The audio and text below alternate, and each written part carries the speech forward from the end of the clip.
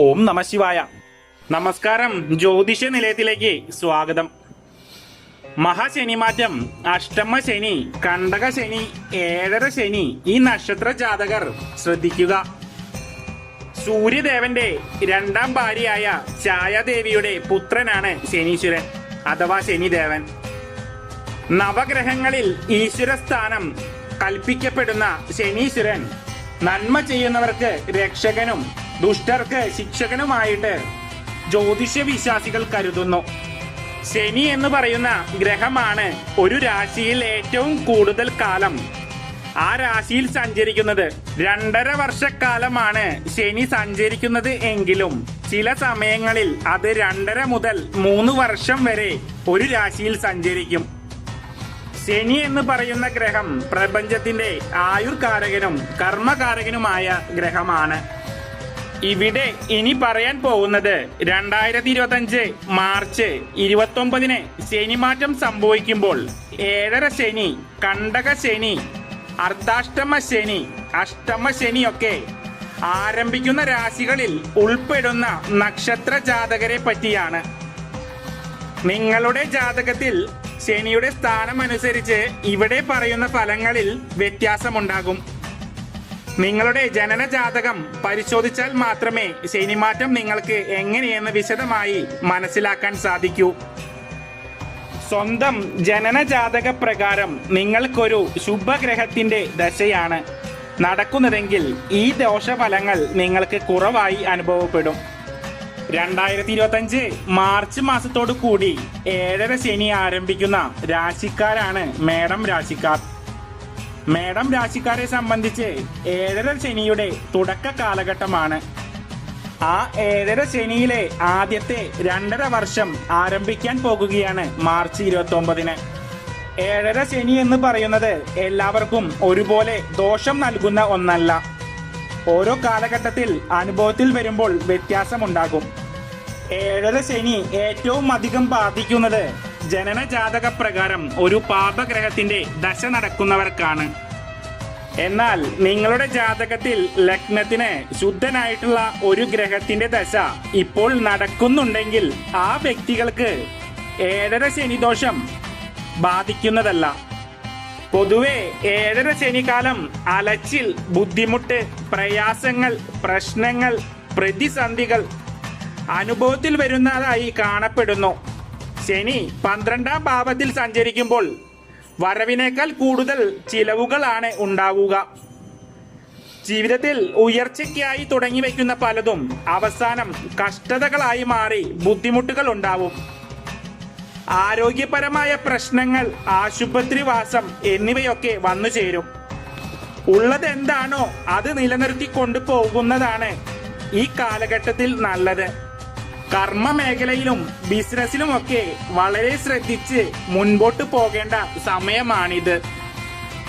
അടുത്തതായി ഏഴര ശനി നടന്നുകൊണ്ടിരിക്കുന്ന കുംഭം രാശിക്കാരെ പറ്റിയാണ്. അവിട്ടം 2ാം പകുതി, ചതയം, പൂരുരുട്ടാതി മുക്കാൽ എന്നിവരാണ് കുംഭക്കൂറിൽ വരുന്നത്.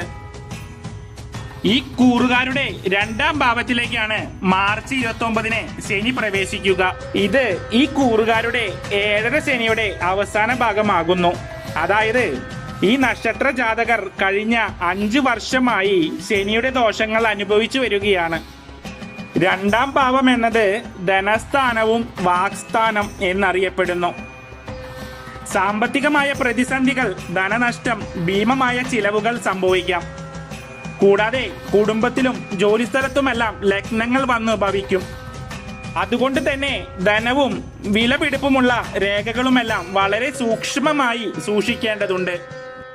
അടുത്തതായി ഏഴര ശനിയുടെ ദോഷങ്ങൾ വന്നു ഭവിക്കുന്ന രാശിക്കാർ മീനക്കൂറുകാരാണ്. പൂരുരുട്ടാതി കാൽ, ഉത്രട്ടാതി, രേവതി എന്നീ നക്ഷത്രങ്ങളാണ് ഈ കൂറിൽ വരുന്നത്. ഈ കൂറുകാരുടെ 12ാം ഭാവത്തിൽ സഞ്ചരിക്കുന്ന ശനി മാർച്ച് 29 ജന്മത്തിലേക്ക് പ്രവേശിക്കുന്നു. അതായത് ജന്മത്തിൽ സഞ്ചരിക്കുന്ന ശനി എന്നത് ഏഴര ശനി കാലത്തിൽ ഏറ്റവും കഷ്ടതകൾ അനുഭവിക്കേണ്ടി വരുന്ന സമയമാകുന്നു. ആരോഗ്യ പ്രശ്നങ്ങൾ, രോഗം, മാനസികമായ സംഘർഷങ്ങൾ, ഏകാന്തത, ഭയം, പരാജയം, വിശ്വാസവഞ്ചന എന്നിവയെല്ലാം നേരിടാവുന്ന കാലഘട്ടമാണ് ശനി ജന്മത്തിൽ വരുമ്പോൾ. വഴിവിട്ട ബന്ധങ്ങൾ എല്ലാം ഉപേക്ഷിച്ച് ദാമ്പത്യ ജീവിതത്തിന് പ്രാധാന്യം കൊടുക്കേണ്ടത് ഈ കാലഘട്ടത്തിൽ ചെയ്യേണ്ടതാണ്. ദാനധർമ്മ പ്രവർത്തനങ്ങൾ, സേവനങ്ങൾ, ആത്മാർത്ഥത എന്നിവ പുലർത്തുമ്പോൾ ദോഷങ്ങളുടെ കാഠിന്യം വളരെ കുറയുന്നതാണ്. ജന്മരാശിയുടെ അഷ്ടമത്തിൽ, അതായത് 8ാം ഭാവത്തിൽ കൂടി ശനി സഞ്ചരിക്കുന്ന അവസ്ഥയാണ് അഷ്ടമശനി എന്ന് പറയുന്നത്. മാർച്ച് 29-ന് ശനി മീനം രാശിയിലേക്ക് പ്രവേശിക്കുമ്പോൾ ചിങ്ങക്കൂറുകാരുടെ 8ാം ഭാവത്തിലാണ്. മകം, പൂരം, ഉത്രം, കാൽ എന്നീ നക്ഷത്രങ്ങളാണ് ചിങ്ങക്കൂറിൽ വരുന്നത്. അഷ്ടമത്തിൽ ശനി സഞ്ചരിക്കുക എന്ന് പറയുമ്പോൾ ശനി ആ ഭാവത്തിന് കേടുപാടുകൾ വരുത്തും. ശനി 8-ൽ സഞ്ചരിക്കുമ്പോൾ ആരോഗ്യത്തെ പ്രതികൂലമായി ബാധിക്കും. ശരീരക്ലേശങ്ങൾ, രോഗങ്ങൾ വന്നു ചേരാനുള്ള യോഗം വരും.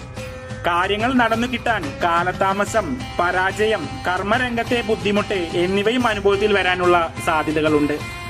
കോടതി കേസ്, അപവാദം, പോലീസ് സ്റ്റേഷൻ എന്നിവയുമായി ബന്ധപ്പെട്ട് ജാതകനെ ജീവിതം ദുസ്സഹമാക്കുന്ന സാഹചര്യം വരെ ഉണ്ടാകും. ജന്മരാശിയുടെ 4, 7, 10 എന്നീ ഭാവങ്ങളിൽ കൂടി ശനി സഞ്ചരിക്കുമ്പോൾ കണ്ടകശനി ദോഷങ്ങൾ വന്നു ഭവിക്കുന്നു. അടുത്തതായി ശനിയുടെ രാശിമാറ്റത്തിലൂടെ കണ്ടകശനി വന്നു ഭവിക്കുന്ന കന്നിക്കൂറുകാരെ പറ്റിയാണ് പറയുന്നത്. ഉത്രം മുക്കാൽ, അത്തം, ചിത്തിര ആദ്യ പകുതി എന്നിവരാണ് കന്നിരാശിയിൽ വരുന്നത്. ഇവരുടെ 7ാം ഭാവത്തിലേക്ക് മാർച്ച് 29-ന് ശനി പ്രവേശിക്കുമ്പോൾ അത് പ്രതികൂലമായ ഫലങ്ങൾ നൽകുന്നു. 7ാം ഭാവം എന്നത് പ്രണയം, വിവാഹം, ദാമ്പത്യം എന്നിവയെല്ലാം കുറിക്കുന്നു.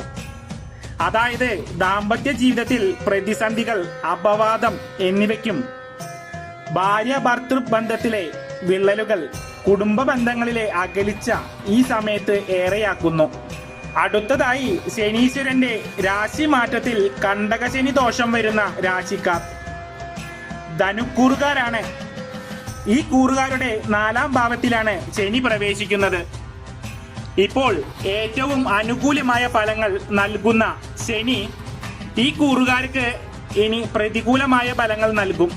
4ാം ഭാവം എന്നത് മാതൃഭാവം എന്നാണ് അറിയപ്പെടുന്നത്. ഈ കൂറിൽ വരുന്ന മൂലം, പൂരാടം, ഉത്രാടം, കാൽ എന്നീ നക്ഷത്ര ജാതകർക്ക് ഐക്യമില്ലായ്മ, ബന്ധുക്കൾ തമ്മിലുള്ള സ്വരച്ചേർച്ച, കലഹം, അകൽച്ച, രോഗാധിഷ്ഠങ്ങൾ, ശാരീരിക ബുദ്ധിമുട്ട് എന്നിവയെല്ലാം നൽകും. വാഹനവുമായി ബന്ധപ്പെട്ട് അപകടങ്ങൾ ഉണ്ടാവാനുള്ള സാധ്യതയുമുണ്ട്. പരസ്ത്രീ ബന്ധം, ചീട്ടുകളി, ലഹരി, മദ്യാസക്തി എന്നിവയിലേക്ക് ആകർഷിക്കാനും കഷ്ടതകൾ ഉണ്ടാവാനുമുള്ള സാധ്യത കാണുന്നുണ്ട്. അവസാനമായി പറയുന്നത് ശനിയുടെ രാശി മാറ്റത്തിൽ കണ്ടകശനി അനുഭവിക്കാനിടയുള്ള മിഥുനക്കൂറുകാരെ പറ്റിയാണ്. മകയിരം 2ാം പകുതി, തിരുവാതിര, പുണർദം മുക്കാൽ എന്നീ നക്ഷത്രങ്ങളാണ് മിഥുനക്കൂറിൽ വരുന്നത്. മാർച്ച് 29 ശനി ഈ കൂറുകാരുടെ 10ാം ഭാവത്തിലേക്ക് സഞ്ചരിക്കുന്നു. ശനി കർമ്മഭാവത്തിൽ പ്രവേശിക്കുമ്പോൾ അത് കർമ്മ മേഖലയെ പ്രതികൂലമായി ബാധിക്കുന്നു. ചെയ്യുന്ന പ്രവർത്തികൾ വളരെ ആത്മാർത്ഥമായി ചെയ്യുക. സാമ്പത്തിക തിരിമറികൾ, ജോലിയിലുള്ള ഉഴപ്പ് എന്നിവ ഒഴിവാക്കി മുമ്പോട്ട് പോവുക. ചെയ്യാത്ത കാര്യത്തിന് പോലും കുറ്റം ആരോപിക്കുവാനുള്ള സാധ്യത കാണുന്നുണ്ട്. ശനിദോഷം മാറുവാനായി ശനീശ്വരനെയും ഗണപതിയെയും ഹനുമാൻ സ്വാമിയെയും ശാസ്താവിനെയും ഭദ്രകാളിയെയും പ്രീതിപ്പെടുത്തുക. ക്ഷേത്ര ദർശനം നടത്തുക. ദാനധർമ്മ പ്രവർത്തനങ്ങളിൽ ഏർപ്പെടുക. നന്ദി, നമസ്കാരം. ഈ വീഡിയോ ഇഷ്ടപ്പെട്ടാൽ ലൈക്ക് ചെയ്യുക. സബ്സ്ക്രൈബ് ചെയ്യാത്ത ആളുകൾ സബ്സ്ക്രൈബ് ചെയ്യുക. ഒരിക്കൽ കൂടി നന്ദി, നമസ്കാരം.